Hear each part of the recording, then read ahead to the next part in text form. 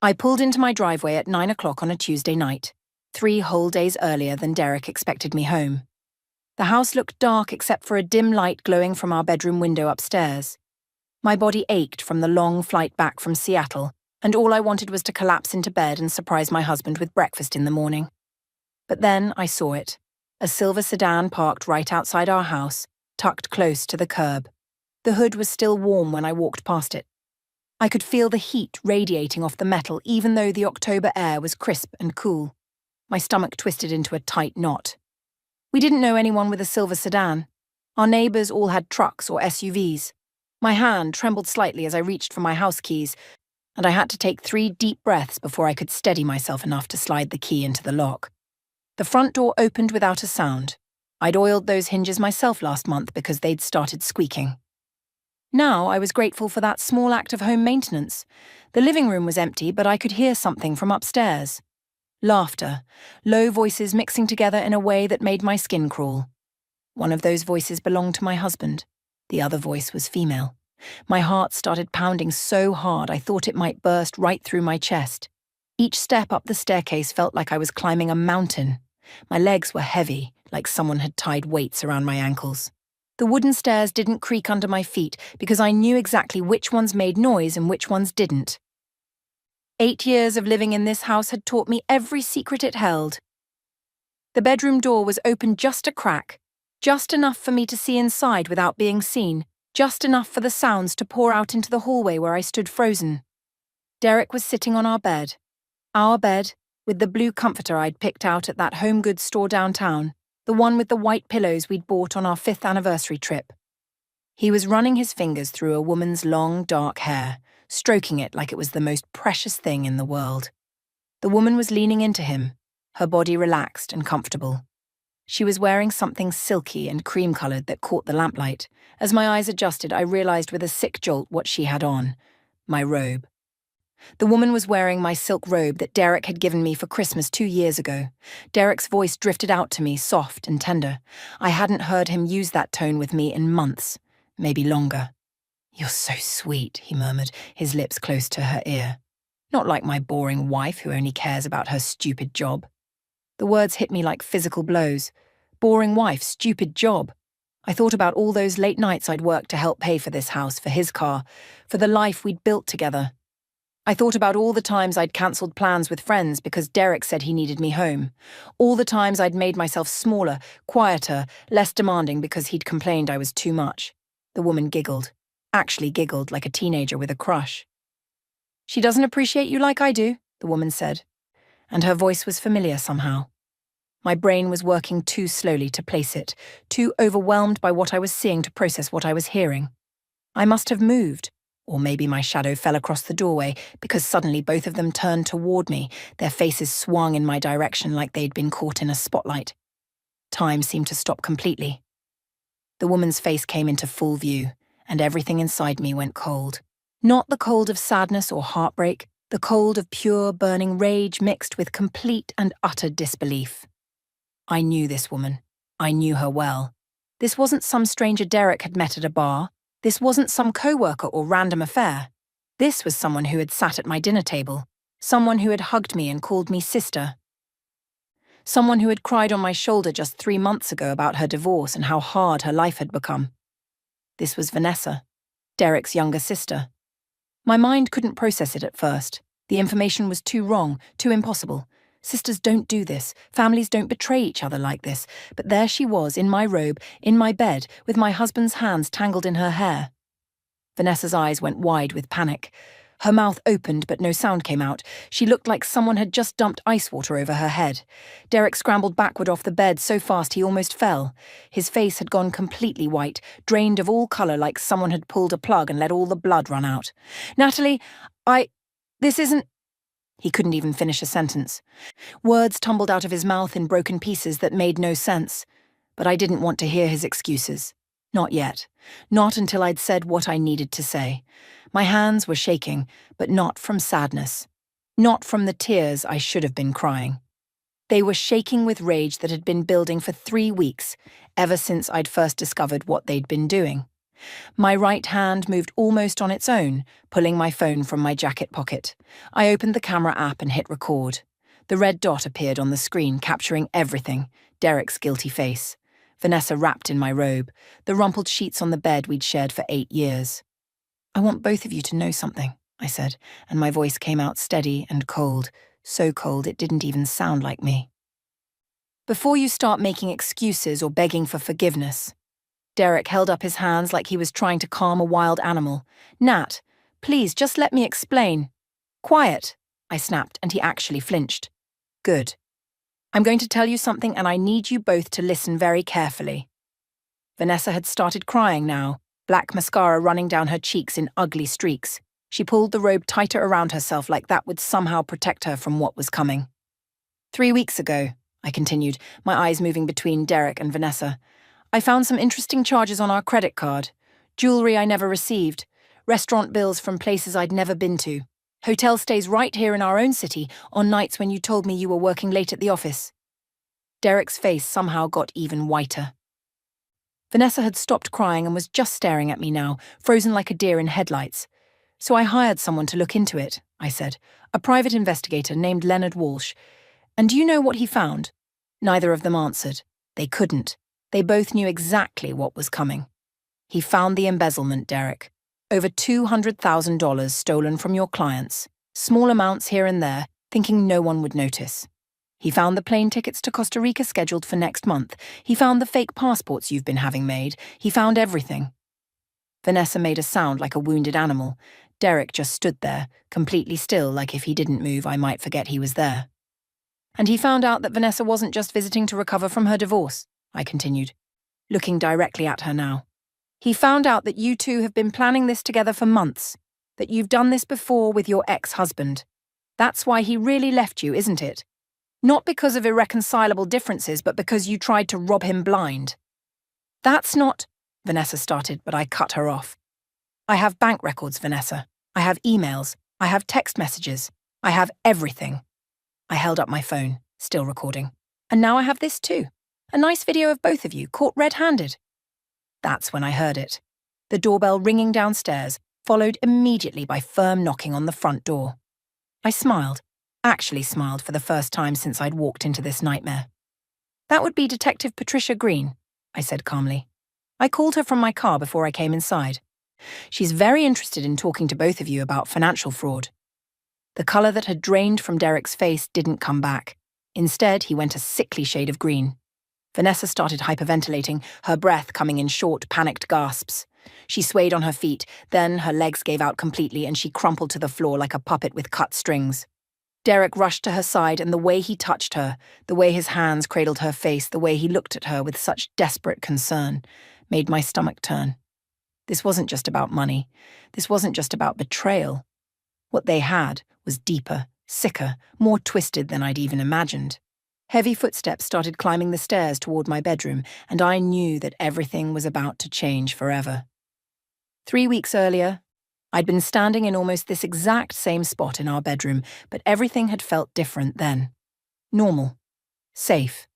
I was unpacking my suitcase from a business trip to Chicago, hanging up my clothes and tossing dirty laundry into the hamper. Derek had been downstairs watching television, and I remember thinking how quiet the house felt. How empty, even with both of us in it. That's when I decided to check our credit card statement online. Not because I suspected anything. Just because I always reviewed our finances on the first day back from trips.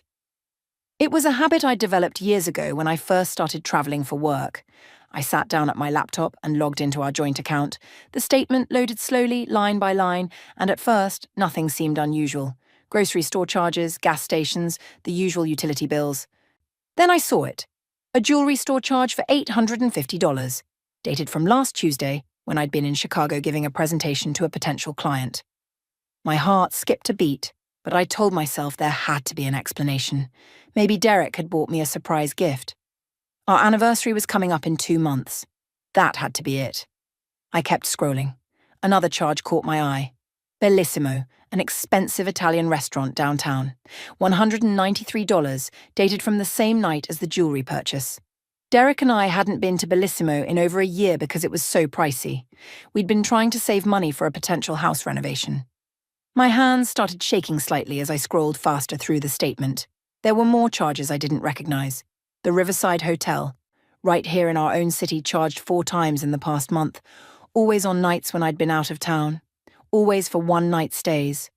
Why would Derek need a hotel room in the city where we lived? I heard his footsteps on the stairs and quickly closed the laptop. My mind was racing, trying to make sense of what I'd seen. There had to be reasonable explanations.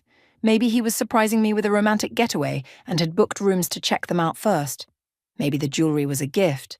Maybe there were perfectly innocent reasons for all of it. But deep in my gut, I knew better. "You okay?" Derek asked when he walked into the bedroom.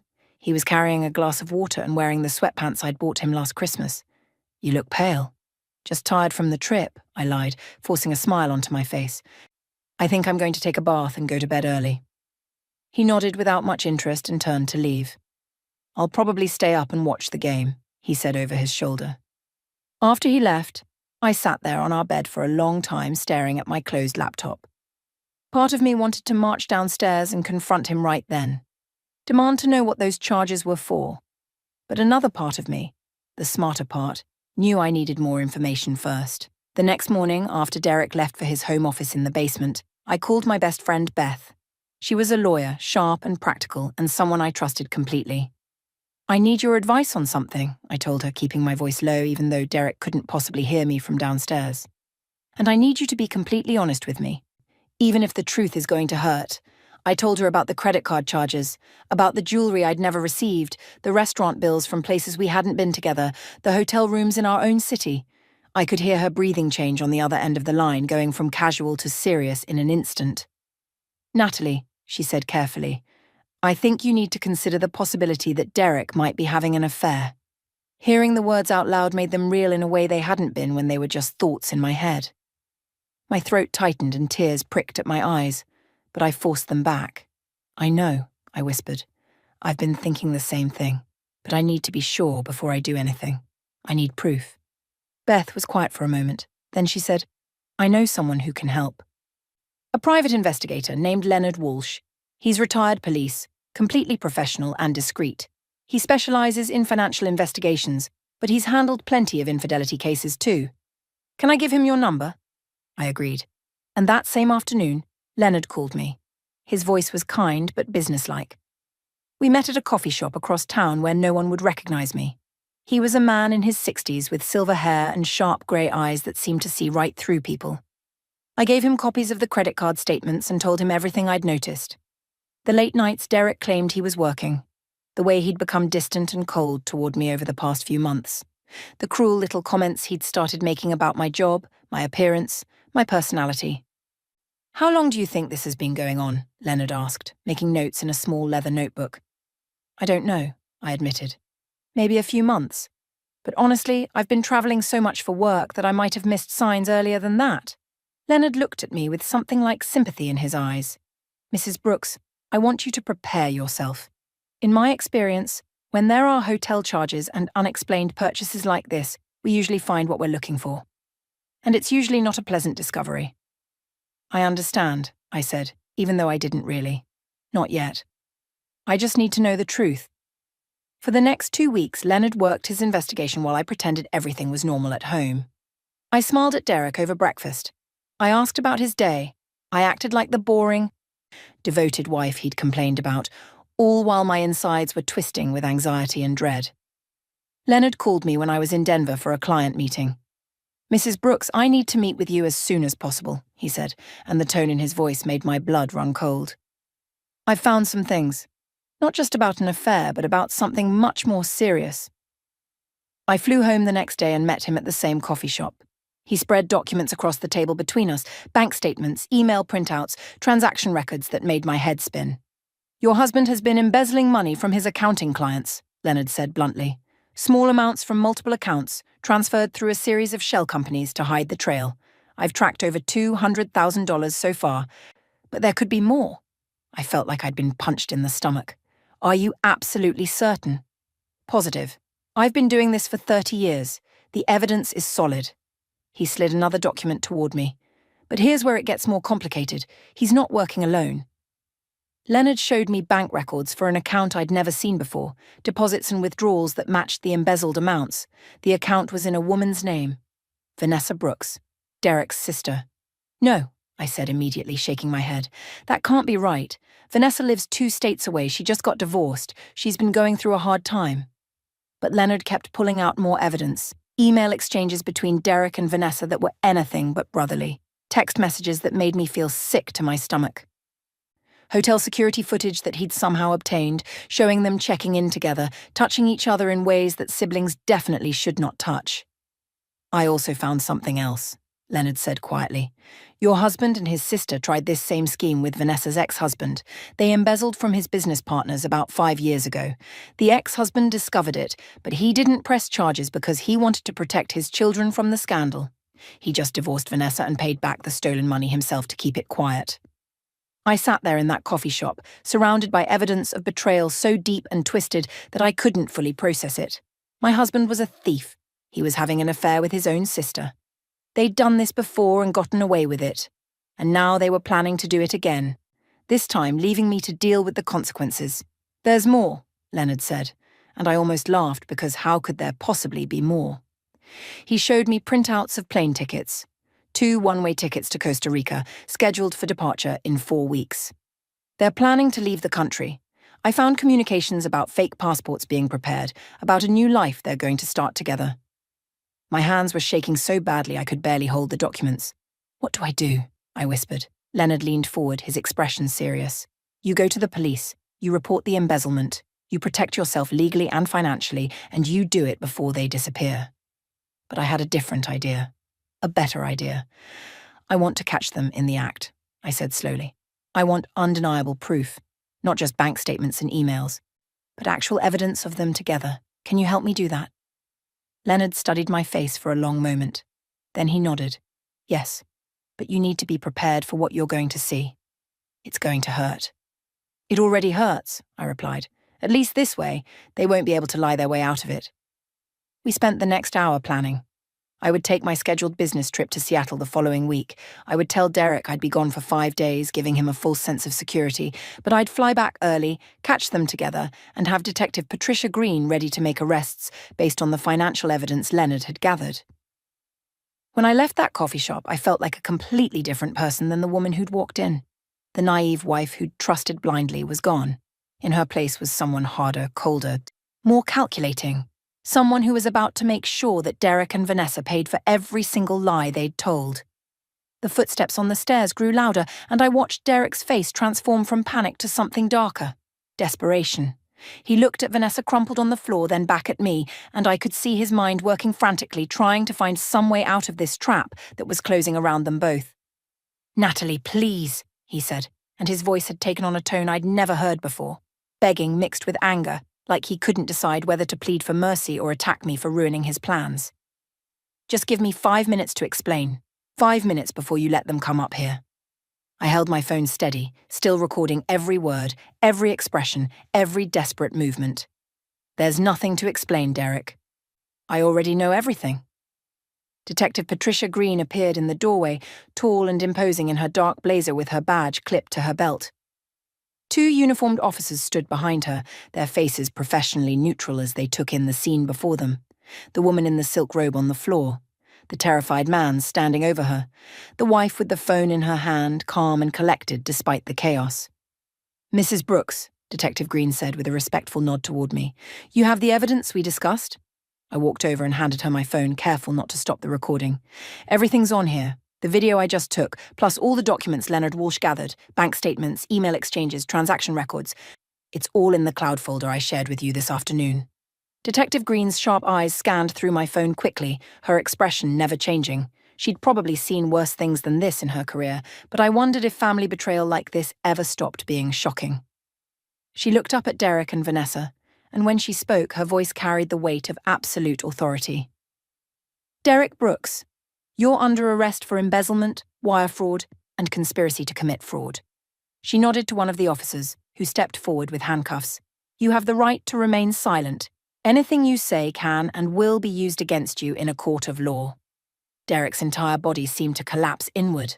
No, no, no, he kept repeating, like saying it enough times would change reality. This is a mistake. Natalie. Tell them this is a mistake. We can work this out. We're married. We're a team. The officer pulled Derek's arms behind his back, and the sound of the handcuffs clicking shut echoed through the bedroom. That sound felt like the final period at the end of a very long, painful sentence. You stopped being my team the moment you stole from innocent people, I said quietly. You stopped being my husband the moment you brought her into our bed. Vanessa was still on the floor, her breathing coming in short, panicked gasps. Detective Green crouched down beside her, her voice surprisingly gentle. Vanessa Brooks, I need you to stand up. You're also under arrest as an accomplice to fraud and embezzlement. I can't breathe, Vanessa gasped, clutching at her chest. I can't. I need. Please. She's hyperventilating, Detective Green said to the second officer. Get her some water and a paper bag from the car, but keep an eye on her. As the officer left to get supplies, Derek suddenly lunged toward me, or tried to. The officer holding him yanked him back hard, but Derek kept talking, words spilling out in a desperate flood. You don't understand, Natalie. You're never home. You're always working, always travelling, always putting your career first. What was I supposed to do? I was lonely. I needed someone who actually cared about me. The audacity of his words hit me like a slap. So you decided to steal money and sleep with your sister? My voice rose despite my efforts to stay calm. Those were your solutions to feeling lonely? She's not really my sister, Derek said. And the way he said it made my skin crawl. We're not blood related. My parents adopted her when she was 7. We're not doing anything wrong. Detective Green's eyebrows rose slightly, but her professional mask stayed in place. That's not going to help your case, Mr. Brooks. Regardless of biology, you're still committing fraud. And I don't think a judge is going to be particularly sympathetic to your personal justifications. The officer returned with water and a paper bag. Vanessa grabbed the bag and breathed into it, her mascara-streaked face a mess of tears and panic. When her breathing finally slowed, Detective Green helped her stand and read her the same rights she'd given Derek. That's when Vanessa found her voice. Not the sweet, gentle voice she'd always used around me. This was sharp and venomous.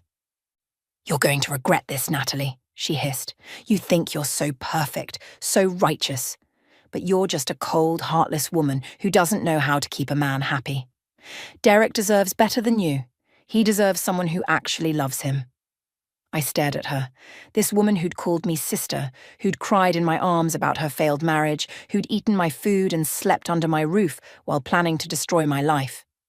If you loved him, I said slowly, you wouldn't have turned him into a criminal. Real love doesn't drag someone down into darkness. It lifts them up. You don't know anything about real love, Vanessa spat back. The officer was trying to guide her toward the door, but she kept twisting to look at me. You're a robot in a business suit. Derek told me everything, how you never have time for him. How you care more about spreadsheets than your own husband. How boring and cold you are in bed. Each word was designed to hurt, to make me doubt myself, to shift the blame from their choices to my supposed failures. And maybe a few months ago, those words would have landed.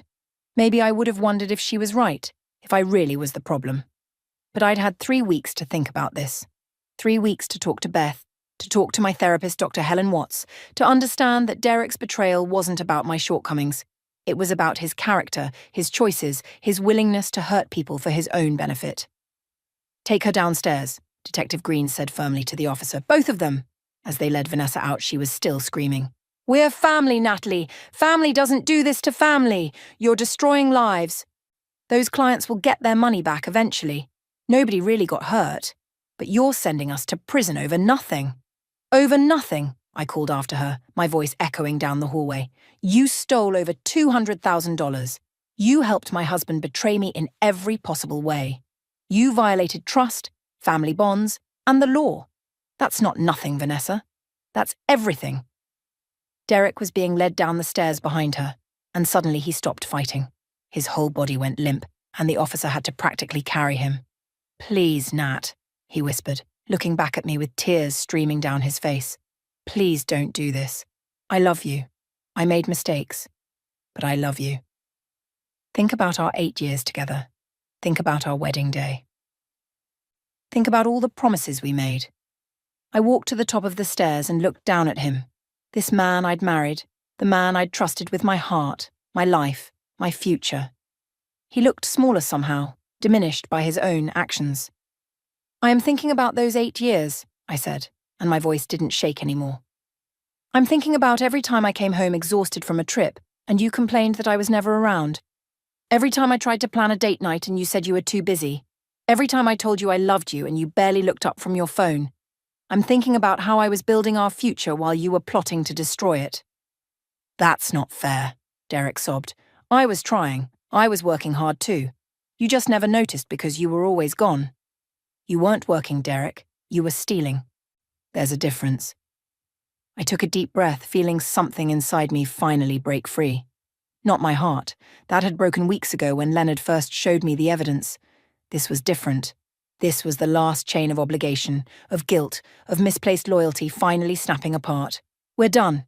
Completely done. I want a divorce, and I never want to see you again. The officers continued leading them downstairs, their footsteps heavy on the wooden steps. I heard the front door open, heard Vanessa still crying and protesting, heard car doors slam shut outside. Then silence. Detective Green had stayed behind in the bedroom. She stood near the window looking down at the police cars in the driveway, giving me a moment of privacy. When she finally turned back to me, her expression had softened from professional detachment to something closer to compassion. "How are you holding up?" she asked gently. That's when everything I'd been holding together started to fall apart. The adrenaline that had kept me strong and steady drained away all at once, leaving me hollow and shaking. My hands started trembling so badly I had to clasp them together. The tears I'd been fighting back for 3 weeks, ever since that first meeting with Leonard at the coffee shop, finally broke through. I sank down onto the bed, the same bed where Derek had betrayed me, where he'd touched his sister in ways that made me sick to imagine. The blue comforter suddenly felt contaminated, ruined beyond any amount of washing. Everything in this room, everything in this house was tainted now. "I don't know," I whispered, and my voice cracked. I thought I'd feel relief, or satisfaction, something like justice, but I just feel empty. Detective Green sat down beside me, maintaining a respectful distance but offering silent support. She didn't try to fix it or tell me everything would be okay. She just sat there while I cried, letting me feel what I needed to feel. After several minutes, I wiped my eyes with the back of my hand and took a shaky breath. I keep wondering what I did wrong. How did I not see this? Was I really so blind? So stupid? "Stop," Detective Green said firmly. "This is not your fault. I've been a detective for 19 years, Mrs. Brooks. I've seen every kind of betrayal you can imagine. And I can tell you with absolute certainty that this has nothing to do with you being blind or stupid. Criminals are good at hiding their crimes," Detective Green continued, her voice steady and sure. "They practice deception every single day. Your husband and his sister spent months, maybe years, perfecting their lies. They knew exactly what to say, how to act, when to be affectionate enough to keep you from suspecting, but distant enough to create space for their real relationship. That's not your failure. That's them being calculated predators." I wanted to believe her. Part of me did believe her, but another part kept replaying moments from the past year, looking for signs I should have caught. The way Derek always seemed annoyed when Vanessa's name came up in conversation before her divorce, then suddenly became so concerned about her welfare after she left her husband. The expensive gifts he'd bought for her birthday that seemed excessive for a sister-in-law. The weekend trips he'd taken to visit her that I'd thought were sweet and supportive. How had I been so trusting, so naive? "What happens now?" I asked, wiping my face again. "With the case, I mean. What do I need to do?" Detective Green pulled out a small notebook from her blazer pocket. "Over the next few weeks, we'll be building the prosecution's case. You'll need to give a formal statement at the station, probably tomorrow or the next day. The district attorney will want to interview you as well. We'll need you to testify in court when the time comes, which could be several months from now, depending on whether they take a plea deal or go to trial." "Will they go to prison?" The question came out smaller than I intended, almost childlike. "Based on the evidence I've reviewed, yes. The embezzlement alone is a serious felony. Add in the wire fraud, the conspiracy charges, the fact that they were planning to flee the country. The district attorney is going to push for significant prison time." Detective Green looked at me carefully. "I know he's your husband, and this is hard. If you're having second thoughts about pressing charges—" "I'm not," I interrupted. I'm not having second thoughts. Those clients they stole from, some of them are small business owners, retirees who trusted Derek with their savings. They deserve justice. I trailed off, struggling to find the words. You're allowed to grieve, Detective Green said softly. Even when someone hurts you badly, you're still allowed to grieve the loss of what you thought you had. That doesn't make you weak. It makes you human. The front door opened downstairs and I heard rapid footsteps racing up the stairs. My whole body tensed until I heard Beth's voice calling my name. Natalie? Nat? Where are you? Up here, I called back, my voice hoarse from crying. Beth burst into the bedroom, her face flushed and her eyes wide with concern. When she saw me sitting on the bed with tear-stained cheeks, she immediately crossed the room and wrapped me in a fierce hug. I got your text. I came as fast as I could. Are you okay? Did they hurt you? I shook my head against her shoulder. No, I'm fine. They're gone. Detective Green arrested them both. Beth pulled back to look at me, her hands on my shoulders. You did it. You actually did it. God, Nat, you were so brave. I don't feel brave, I admitted. I feel like I'm falling apart. You're allowed to fall apart, Beth said firmly. You just caught your husband committing fraud with his own sister. You're entitled to lose it for a while. She glanced at Detective Green and nodded respectfully. Thank you for being here, Detective. Just doing my job, Detective Green replied. She stood up from the bed and handed me a business card. Mrs. Brooks, this has my direct number. If you think of anything else, or if you just need someone to talk to about the case, call me anytime. I mean that. I took the card with shaking fingers. Thank you for everything. After Detective Green left, promising to be in touch within the next day or two, Beth sat down beside me and took my hand. Tell me what you need. Do you want me to stay tonight? Do you want to get out of this house? Do you want to burn all of Derek's belongings in the backyard? Despite everything, I almost smiled at that last suggestion. Maybe later on the burning. Right now I don't know what I want. Beth squeezed my hand. Okay, then I'll tell you what you need. First, we're getting you out of this bedroom. You're never sleeping in here again. Second, I'm ordering pizza because I know you haven't eaten. Third, we're going to pack a bag for you because you're staying at my place tonight. No arguments. Beth, I can't just... Yes, you can, she interrupted. You're not staying in this house tonight, not after what just happened.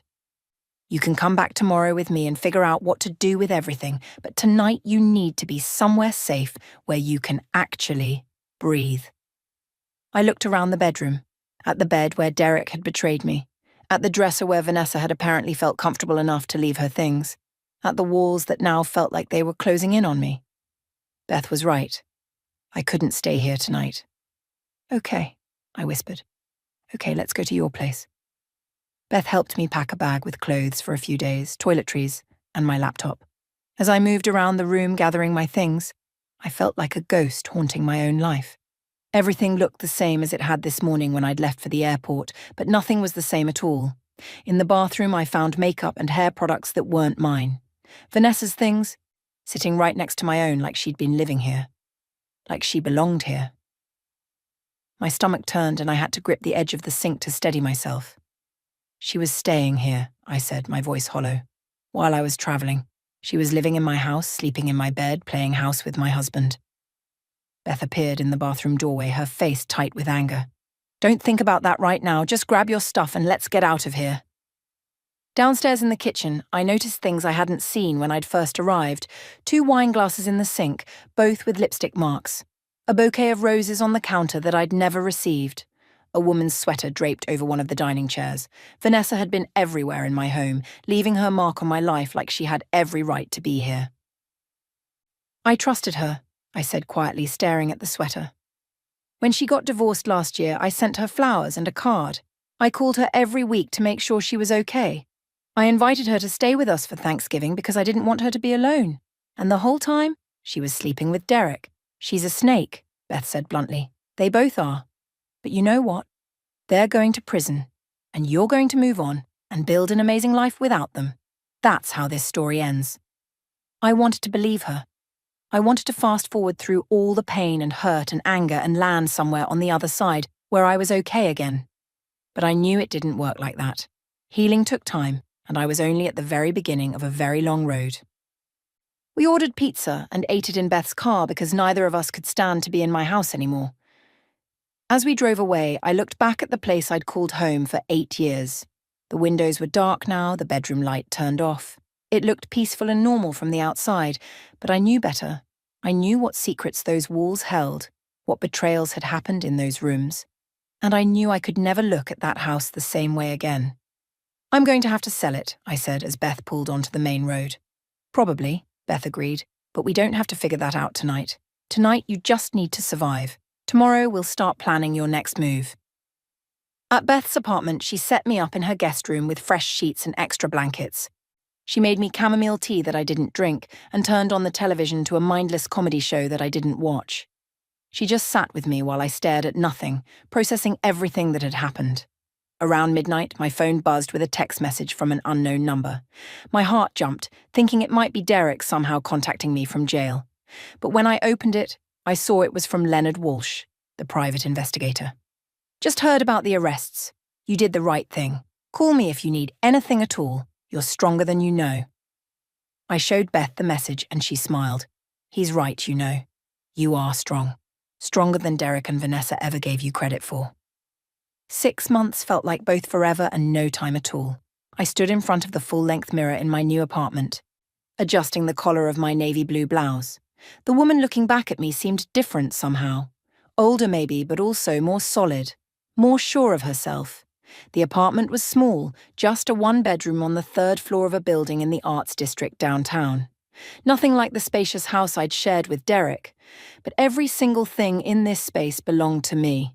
The sage green couch I'd picked out myself, the abstract paintings on the walls from a local artist I'd discovered, the kitchen table where I actually ate breakfast now instead of rushing out the door with a protein bar.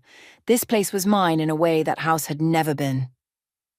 My phone buzzed on the dresser, a reminder about my therapy appointment with Dr. Helen Watts this afternoon. I'd been seeing her twice a week since everything happened, working through layers of betrayal and trust issues I hadn't even known I had. Last week's session had been particularly hard. Dr. Watts had asked me what I missed most about being married, and I'd surprised myself by saying, nothing. Not the companionship, because Derek had stopped being a real companion years ago. Not the security, because that had been an illusion. Not even the future I'd imagined, because that future had been built on lies. "You're rebuilding your identity," Dr. Watts had told me. "For 8 years you defined yourself partly through your relationship with Derek. Now you get to figure out who Natalie is when she's just Natalie." The legal proceedings had wrapped up last month. Derek took a plea deal in the end, probably because his lawyer knew the evidence against him was overwhelming. 5 years in federal prison for embezzlement and wire fraud. Vanessa got 3 years as an accomplice, though the prosecutor had pushed for more. I'd attended the sentencing hearing, sitting in the back of the courtroom with Beth beside me. Derek had looked thin and pale in his orange jumpsuit, nothing like the man I'd married. When the judge asked if he had anything to say, he'd turned to look at me.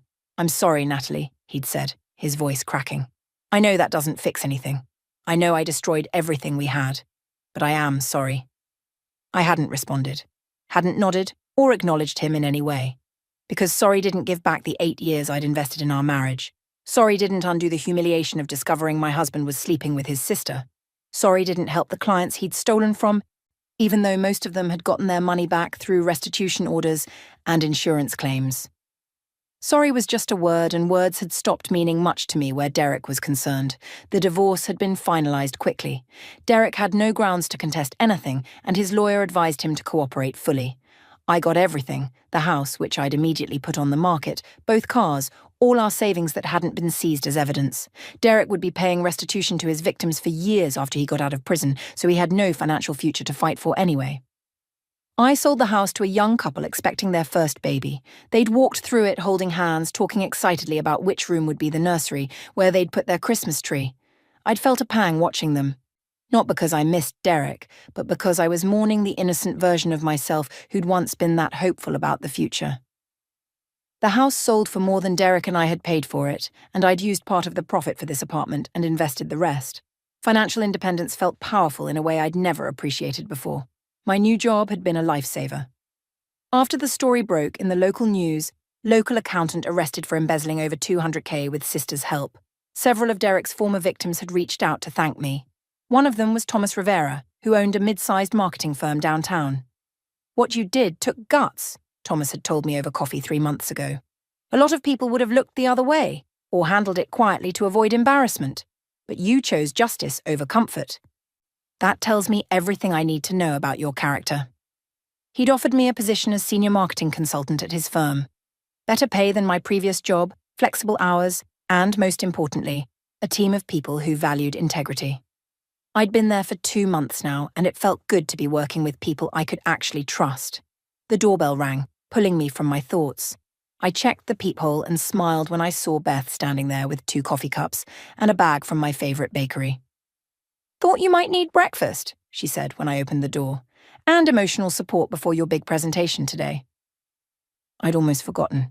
This afternoon I was presenting a major campaign proposal to a potential client, the biggest account I'd handled since starting at Rivera Marketing. My stomach fluttered with nervous excitement. "You're the best," I said, taking one of the coffee cups. "How do you always know exactly what I need?" 8 years of friendship, Beth replied, settling onto my couch. Plus, I have a calendar alert that says, "Natalie has big presentation, bring caffeine and carbs." We sat together eating croissants and drinking coffee, and I felt a wave of gratitude wash over me. Beth had been my rock through everything: the late-night phone calls when I couldn't sleep, the weekend trips to the beach when I needed to escape, the firm but gentle pushback when I started blaming myself for Derek's choices. "I got a letter yesterday," I said quietly. "From Vanessa." Beth's expression immediately hardened. "Please tell me you burned it." "I read it first," I admitted. "She's in a minimum security facility in Pennsylvania." The letter was full of apologies and explanations. She claims Derek manipulated her, that she was vulnerable after her divorce, that she never meant to hurt me. "That's garbage and you know it," Beth said firmly. "She made choices, adult choices. She doesn't get to play the victim now." "I know." I pulled the letter from my desk drawer and held it up. "I'm not writing back. I'm not forgiving her. I just needed to read it once so I'd know I wasn't wondering about what it said." Beth watched as I tore the letter into small pieces and dropped them in the trash can. "Good. She doesn't deserve your forgiveness or your energy. You've moved on, and she needs to live with what she did." After Beth left for work, I finished getting ready for the day. As I locked my apartment door, I caught my reflection in the hallway mirror. The woman looking back at me stood straighter now. Her eyes were clearer. She looked like someone who'd walked through fire and come out stronger on the other side. The elevator ride down felt different than it used to in my old life. No dread about going home to a cold marriage, no anxiety about what mood Derek might be in, just anticipation for the day ahead and whatever it might bring. Outside, the morning sun was bright and warm. I walked to my car, the one thing from my marriage I'd kept because it was practical and paid off, and sat behind the wheel for a moment before starting the engine. My phone chimed with a text from Thomas. "Ready to knock their socks off today?" I smiled and typed back, "Absolutely." As I drove through the city toward my office, I thought about how much had changed in 6 months. Not just the external things like where I lived or who I worked for, but the internal landscape too. The way I saw myself. The way I moved through the world. I used to apologize for everything. For working late, for being ambitious, for taking up space. Derek had trained me over the years to make myself smaller, quieter, less demanding, and I'd done it because I thought that's what love required: constant accommodation and sacrifice. Now I understood that real love doesn't ask you to diminish yourself. It doesn't mock you for being boring or criticize you for having goals. Real love sees you completely and celebrates who you are, not who someone wishes you would be. The presentation that afternoon went better than I'd hoped. The client, a sustainable fashion startup run by 2 women in their 30s, loved every aspect of the campaign I'd developed. As we shook hands at the end of the meeting, one of them said, "We chose your firm because of you specifically. We read about what happened with your ex-husband, and we were impressed by your courage." I'd nodded, accepting the compliment while feeling a familiar twist in my stomach. That story would probably follow me for a while, maybe forever in this city. But I was learning to be okay with that. I'd done nothing wrong. I had nothing to be ashamed of. That evening, I met Beth for dinner at a new Thai restaurant near my apartment. We sat outside on the patio watching people walk by as the sun set in shades of orange and pink. "I've been thinking about something," I said, twirling noodles around my fork. "About forgiveness." Beth raised her eyebrows. "Please tell me you're not considering forgiving those 2. "No," I said quickly. "Not them. Myself. I've been holding on to so much guilt about not seeing the signs earlier, about somehow failing at my marriage. But Dr. Watts helped me realize that I need to forgive myself for trusting people who didn't deserve it. For being human. Beth reached across the table and squeezed my hand. You were never the problem, Nat. You know that, right? I'm starting to, I admitted. It's getting easier to believe it. We finished dinner as the streetlights flickered on around us. Walking back to my apartment, I felt lighter somehow. Not because the pain was completely gone. It wasn't, and maybe it never would be entirely, but because I was learning to carry it differently. Not as a burden that weighed me down, but as evidence that I'd survived something difficult and come out intact. Back in my apartment, I stood on my small balcony with a glass of wine, looking out at the city lights. Somewhere out there, Derek was in a prison cell living with the consequences of his choices. Vanessa too. I didn't feel satisfaction about that exactly, but I didn't feel guilty either. They had made their decisions. They had chosen greed over integrity, lies over honesty, betrayal over loyalty. And now they were paying the price. I had made different choices. When confronted with their deception, I could have looked the other way. I could have divorced Derek quietly and let the embezzlement continue. I could have protected family secrets and avoided the public humiliation. But I'd chosen truth instead. Justice instead of comfort. And in doing so, I'd given those victims their money back. I'd stopped Derek and Vanessa before they could hurt anyone else. I'd stood up for what was right even when it was painful. That mattered. It meant something. My phone lit up with a notification. An email from my mom, who I'd been talking to more regularly since the divorce. She and my dad had been worried about me, but they'd also been proud. You handled this with such grace and strength, my mom had told me last week during our video call. I know it doesn't feel like it now, but you're going to be okay. Better than okay. I was starting to believe her.